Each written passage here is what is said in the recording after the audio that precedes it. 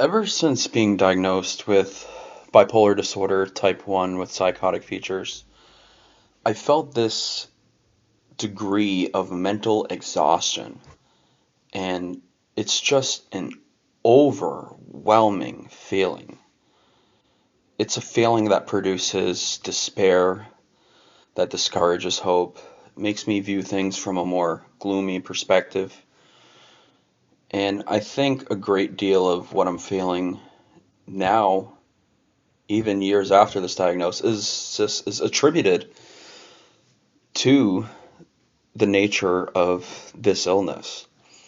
This illness has mood swings. Even with medication, there's no guarantee that you won't go into mania. There's no guarantee that you won't become depressed again.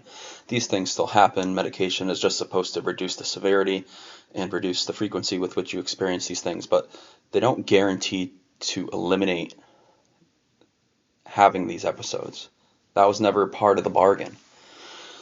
And I'm not making this video to bash medications. That's not what the purpose of this video is.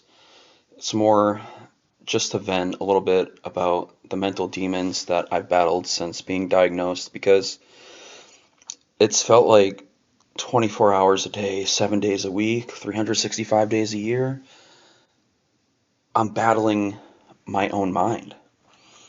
It's like just this sensation of feeling like I'm not in control, feeling like there's nothing I can do to mitigate certain problems, and knowing that this illness I have is not solved by medications, knowing that it's always going to be lurking there.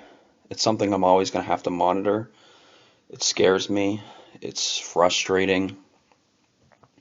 And I'm making this video now because of the recent low point that I experienced. I talked about in one of my recent videos about how I had an acute mixed episode. This is the first episode I've had of mania since my original diagnosis. It was hypomania. It wasn't full-blown mania with psychosis, but it was still a form of mania. It was hypomania. I was experiencing racing thoughts. I was losing sleep and starting to be really hard on myself and not holding myself up to the expectations I've set for myself as a result. I became overwhelmed and I missed a few weeks of school. And so what's on my mind now is it's just like this feeling of being drained, right? Mental illness is so draining. There's days where I'll wake up tired, like I'll get a full 8 hours sleep. This is in the aftermath of my hypomanic episode where I wasn't sleeping. Maybe I'm just catching up. Maybe I just need to get my sleep levels back on par. I don't know.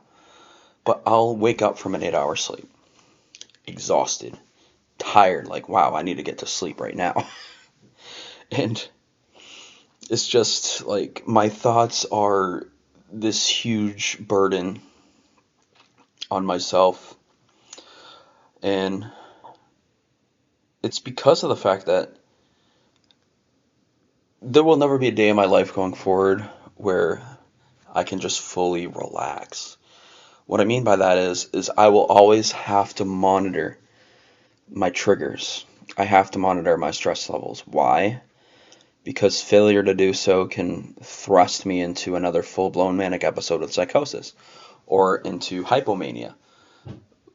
In either case, these things are disruptive to my productivity. They interfere with my quality of life.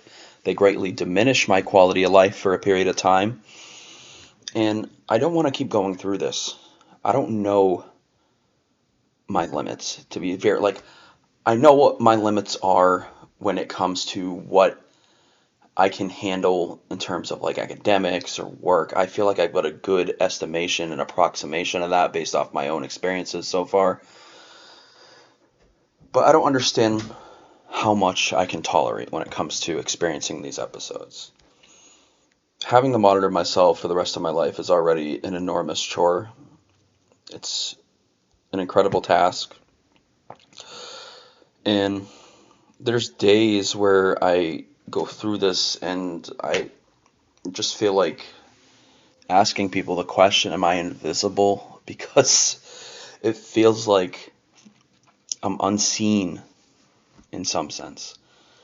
Like I'm the only one here going through this. And even though I know that's not true, there's plenty of people out there who have bipolar disorder. There's plenty of people who have other mental illnesses who are going through darker times than I am.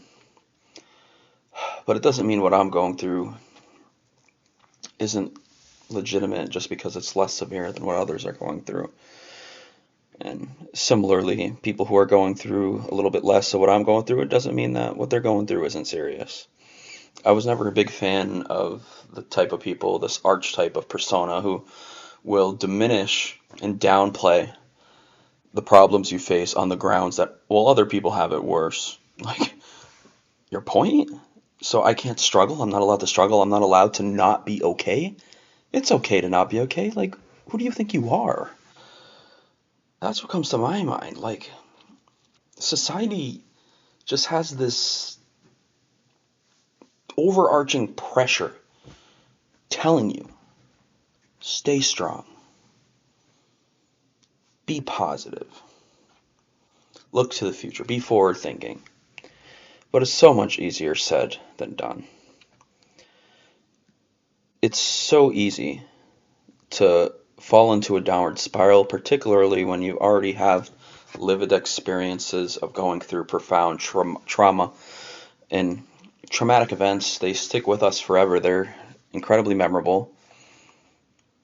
We can learn to live with them, but I feel like nobody can truly escape a trauma.